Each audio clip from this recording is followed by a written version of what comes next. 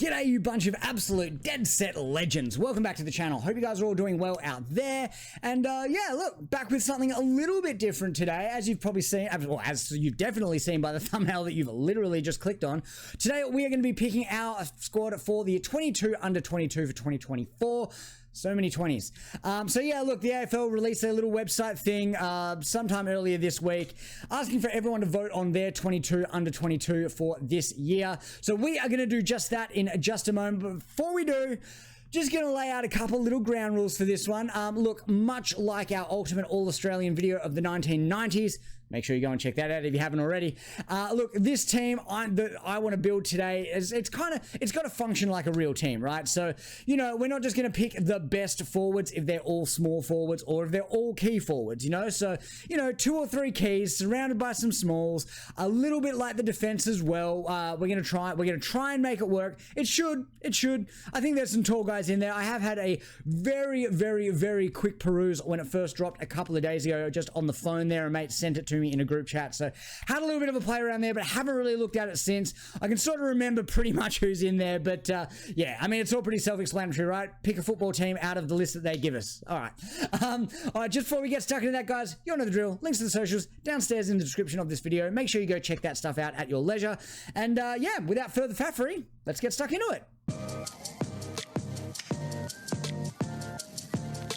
All right, guys. So here we have it. The AFL players. AFL play. Is it the AFLPA? I don't even know. Anyways, as it says right up here, the AFL players 22 under 22 for 2024. Let's have a look and see what we got here. Like I said, we want to build a real team here. There are some hugely talented guys in here. Look, first and foremost, I got to go with the big fella. Big Mac Andrew. We're going to get him in there. He is going to be essentially our fullback / center halfback. Either way, he's going to be one of our key defenders. And look, I feel like he's a guy that could easily play that mid-noughties Adam Hunter role. As we've seen in the last couple of weeks, he's gone forward with a fair bit of success, I think you'd say. He looked like tearing the game apart against the Eagles the week before last. And look, obviously he ended the Bombers season with a beautiful kick for goal after the siren last week. So look, we're going to put Big Mac in there. Also, you know, namesake sort of stuff. We're going to get him in there as well. And then, all right, so let's now look at who's going to be our back pockets. So, you know, I think we want genuine defenders here. Maybe someone who can play a little bit tall, a little bit short, can play a lockdown role. And look, you might be calling West Coast bias, but if you do not believe this bloke should be in the team, then look, tell me you don't watch West Coast games without telling me you don't watch West Coast games. And that's Brady Hoff. Brady Hoff is an absolute lock in this side in his third year of football. It's been a big breakout year for him, and he has taken some absolute scalps this year, holding guys like Charlie Cameron, Toby Green, Isaac Rankin, and other, you know, highly touted small forwards to very meager returns. So, look, I got Brady Hoff in there as well. And look, the next guy we're going to put in is going to be Josh Weddle. Josh Weddle, I don't think you can argue should be in there again. Like, can play tall, can play lockdown, but also has a huge tank and is an aerobic capacity and an amazing athlete. I think we've got to lock him in. I think we've got to put Josh Weddle in there as well. Now, for our next key defender, look, there's probably only really 2 options here, and that is Max Michelini and Josh Draper. And I would absolutely love to put Josh Draper in there. Maybe he's more next year, but to be honest, like every time I've turned on a Freo game where he's been playing, he has done things that have just made me like go, wow, like this kid is the real deal. Look, if we're talking body of work, it's probably Michelini as like that small hybrid sort of key defender, I guess. Look, I'm going to be perfectly honest here. I am not hugely familiar with his game. I'm not, but you know, I've seen him play a little bit here and there when I've been watching games. I've seen his stat lines that look quite good, and I saw a fair bit of him in his debut year last year. So look, I'm going to put him in for now, but look, to be honest, I think if this was coming out next year, you'd have to have Josh Draper in there. Like I said, he looks like a legit player and is going to be a you know, a great key defender for Freo for a very long time, which is you know, good for them. All right, flanks. I think there's 2 very obvious choices here. Geelong's Max Holmes, and it's either It has to be Nazaya. It has to be Naz. I was gonna say Darcy Wilmot. I mean, look, but I just feel like Nazaya offers a lot more as a flanker with his ball use. Don't get me wrong, Darcy Wilmot is great. He's also played a lot of his footy on the wing. I guess Naz kind of has as well. But look, we're gonna put Nazaya in there. Who knows? Darcy might end up on the bench. I'm assuming. Actually, I know we get to pick a bench. What am I talking about? I know we get to pick a bench. So look, who's the unluckiest person there? Probably Darcy Wilmot. Look, Bodie Hewlin has been great this year, but I don't really think he's in this sort of calculations. I think Judd McVee is unlucky, but that Brady Hoffer's had such a good year. Colby McKercher, look, again, very good player. Probably will be a lock in this team next year, along with Josh Draper. So look, I'm pretty happy with that as far as our defense goes. We got Mac Andrew, Brady Hoffer, Josh Weddle, Max Michelini, Max Holmes, 2 Max to the max, and we got Nazaya, Wanganeen, Miller there as well. Let's move on now and pick our midfield. Again, I think there are a few standout choices, and then there are a couple of those places where we can fill in the gaps. All right, so what do we got here? Look, lock number 1. It's your boy Dacos. Like, it just has to be. I won't hear any arguments about it. He has to be in there. The second lock for me is Errol. Look, these two guys are probably the 2 best players under 22 in the competition at the moment. Don't think too many people would argue about that unless you are just a Collingwood hater and looking at things to hate on Nick Dacos for. But look, I don't think you can argue with that. The next lock, I think personally, is Jason Horne-Francis, another one from that same draft. You know, he's been fantastic. I know he cops a lot of shit, and I know he can be hot and cold, but look, I don't think you can argue he's probably the 3rd best of the midfielders to come out of the recent drafts. Look, I think there's 3 guys vying for the next 2 spots. I think it is Jake Saligo. I think it is George Wardlaw. And again, you might call West Coast bias, but I think it's Harley Reid. Like, it has to be one of those. It has to be those 3. Look, Saligo is a lock for me. I'm a big Saligo guy. I think you know, considering it's is it his second? Is it actually? I don't even know. Is it his 2nd or 3rd year in the system? Either way, look, he's played most games this year. I think he's been good in a lot of them. I think he's been great in quite a few as well. And look, and it comes down to George Wardlaw versus Harley Reid. Sheasel is going to make it into this team, whether it's in the forward line or it's on the bench. He's going to make it into this team. But I've got. Oh man, this is tough. I also really like Finn Callahan. So look, Callahan, Wardlaw, or Harley. What are we thinking? It's Harley. It's Harley. I'm sorry. Call your West Coast bias. Say whatever you like. George Wardlaw is a very good footballer, but he's also missing some games through injury and look, through some concussions. No fault of his own there. Harley's missed a couple through suspension, but I think we need a little bit of an aggression in this team, and I think we all know that Harley brings that in spades. So that is going to sort us out for our on-the-field midfielders. Don't forget, we still get to pick a bench as well. So some of these unlucky fellas might just get lucky in the end. Moving on to the ruck line here. I mean, I think this is also a pretty clear choice. It's crazy to think that Luke Jackson is still under 22. That is a pretty scary proposition, given that he's already played for 2 clubs, won the Rising Star, you know, put in some amazing performances. I can't put Sam Darcy in the ruck when Luke Jackson is sitting right here. So we are going to lock Luke Jackson in as the starting ruck of this side and move on to the forwards. This is where things get pretty bloody interesting, in my opinion. There's going to be a lot of coin tosses here. So we got Jai Amos, Paul Curtis, Sam Darcy, Dempsey, Ginnivan, Elijah Hollands, Kyle Oman. Anyway, I'm not going to name them all. That would be crazy. That would be crazy. We can all read. You all see who's there.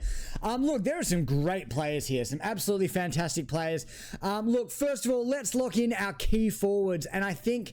look, what do we got? We got Amos, we got Darcy, we've got Logan McDonald, we got Josh Tracy, and we got Jamari Ugle-Hagan and Jacob Van Rooyen.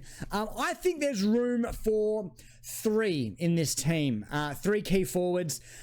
Given that one of them is probably going to end up being our backup ruck. So look, let's lock in. I think our full forward is going to be Josh Tracy.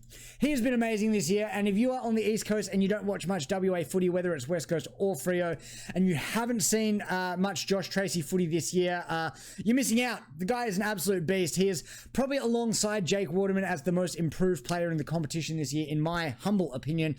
So yeah, look, Josh Tracy is going to be our full forward in this squad, and look, I think our centre half forward, I think we're just going to do it. I think it's got to be Jamara. He's been fantastic, especially in the back half of this year. And is one of those guys that, isn't the hugest key forward. So, you can make an argument that this opens the door for that third tall forward to be playing in this team as well. Look, let's lock in some of our smalls.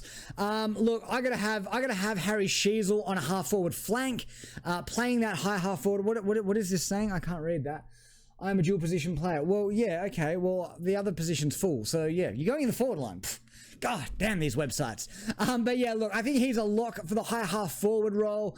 I don't think too many will argue with that. And I think the other is who is probably going to win this year's rising star in Ollie Dempsey. I think, both these guys playing those high half forward flanks, pushing up onto the wings. I think we got some, I think those are the two obvious choices for those roles in particular. Look, if you'd asked me last year, I probably would have put Josh Rochelle in, but I think he's had a really down year. I just don't think he's had the year that warrants selection this year. So moving on to our forward pockets now. I think there's one standout, and the one standout is Jack Ginnivan. He has been so good this year. Kicking multiple goals, winning high possession footy, playing in the forward line. He's been great. I know he's been pushing up the ground a bit as well, but look, we're going to chuck him in the pocket and just let him do his thing. I feel like he's one of those guys, if you just say, go out there, do your thing, play your style, kick goals, I think he's going to be quite good in that role there. So we're going to have him there. And now it's a bit of a toss-up. Now, I've got a bit of a smoky for this, and maybe it's because I watch more stats than football sometimes. I honestly believe there is an argument for Paul Curtis to have this role. Look, don't get me wrong, Kai Lohman has also been great. Connor McDonald's great, but again, should he maybe be in that high half forward role rather than the forward pocket? I'm going to be honest, I haven't watched enough Hawthorn footy to really make that call.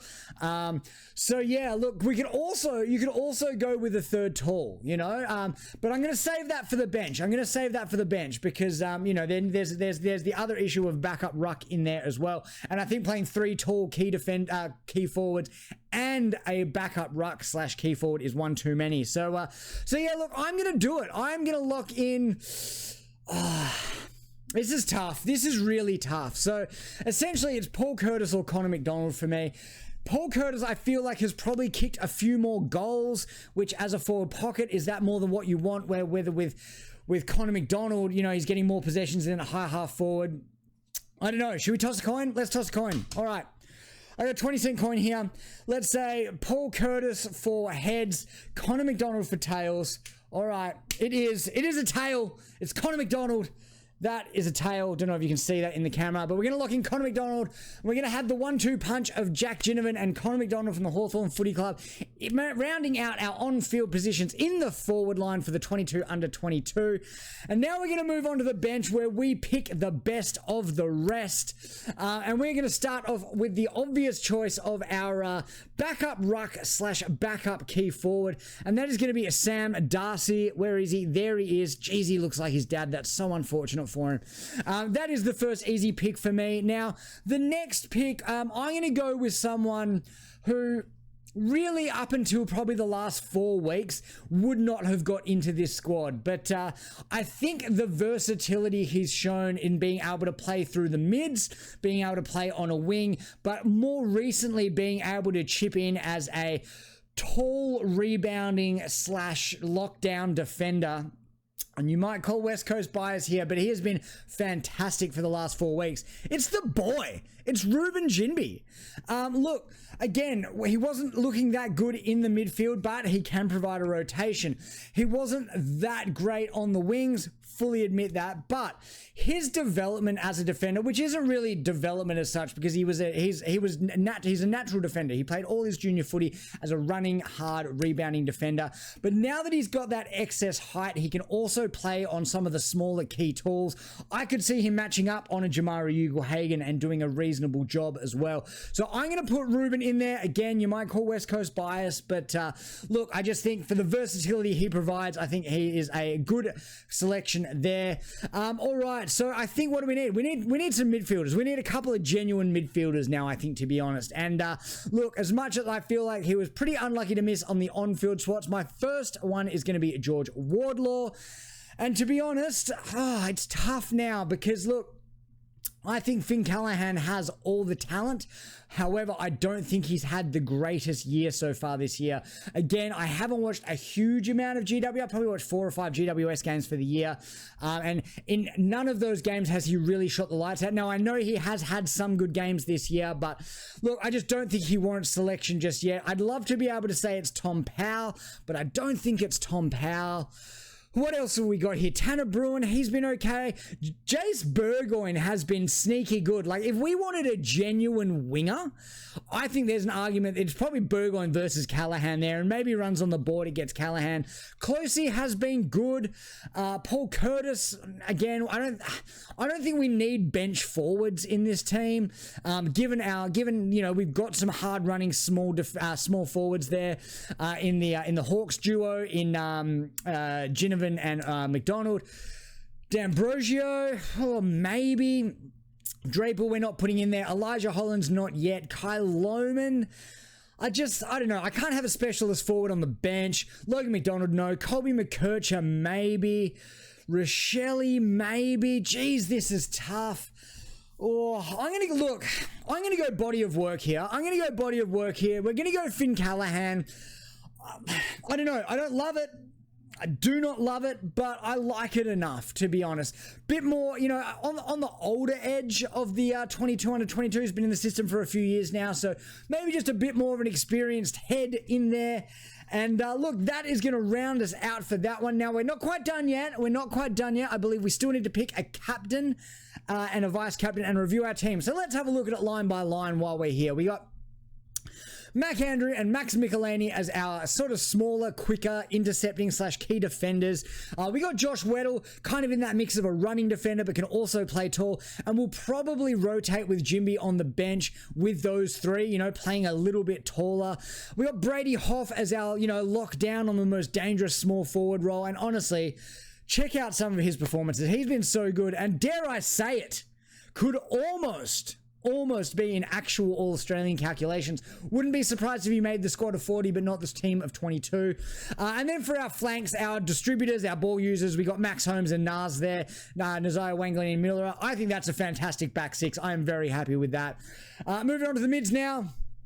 Look, I guess the argument that could be made here is that we don't have any genuine wingmen, although Errol can play on the wing and sort of plays on the wing and inside. I think you could also put Saligo or Dacos on a wing as well.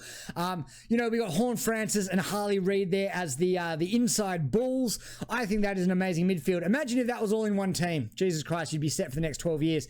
The rucks, like I said, I think that was a pretty easy decision to have Luke Jackson there as the ruck. I think I would say 95% of these submissions would have Luke Jackson as the starting ruck.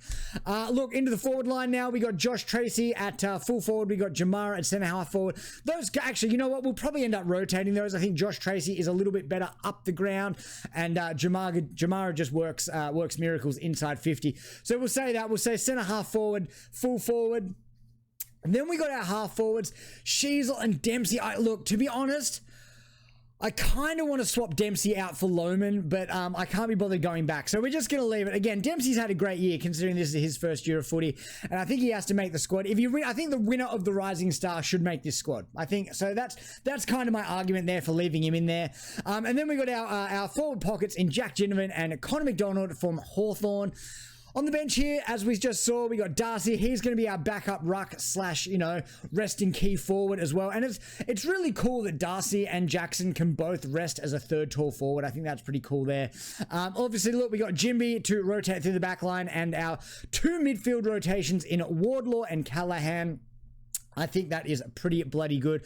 I don't really think there's much you can argue with there. Let's move on to selecting our captain and vice captain. Who are we going to make captain? To be honest, oh god, I know everyone's gonna say Dacos, and I don't want to be contrarian just for the sake of it. And I know that internally they rate his leadership and all that, and to be honest, I kind of feel like I'm just talking myself into it now. I suppose we have to, really, don't we? There's no one else in there that really screams captain to me, like on-field leader, cool head under pressure. I mean, there are other people in that, but I just think he's going to be the guy that says, come on guys, jump on, I'll do it. So we got to do it. I can't just be contrarian for the sake of it. Vice captain, here's where we can get a little funky with it. I don't know. I was going to say Errol, but again, I'm actually quite happy just letting Errol be Errol in this one. So I'm not going to have him as a vice captain. Harley, I can't do it. I can't do it. I don't think he exactly screams leadership yet. He might develop that. He might develop that later on, but I don't think it is. I definitely don't think it's Ginnivan. Again, I just want to let him do his thing. I want to let Jack Ginnivan be Jack Ginnivan. Is it Weddle? No, I do like leadership in the back line. I'm not gonna lie. I think you know, West Coast in particular have had a big history of having defenders as captains or in the leadership group. I mean, you look as far back as John Worsfold as a back flanker, Darren Glass as the captain of the squad. Currently, you've got Liam Duggan as co-captain, who is also obviously in the defensive line. I really want to make it Brady Hoff. Is it too one-eyed West Coast fan to make it Brady Hoff? Someone you can rely on with ball on hand, someone you can rely on to do big rundown, chase down tackles, to really lift the team, someone who is going to leave everything on the park, and someone you can count on to give 110% week in, week out. To be honest, it's Brady. I'm doing it. I'm doing it, guys. Brady Hoff as vice captain of the team. 22 under 22 now. I know. West Coast bias, probably an 8 out of 10 on that call. But look, this is a fictional team. It doesn't really need to play a game of football, even though we've designed it to.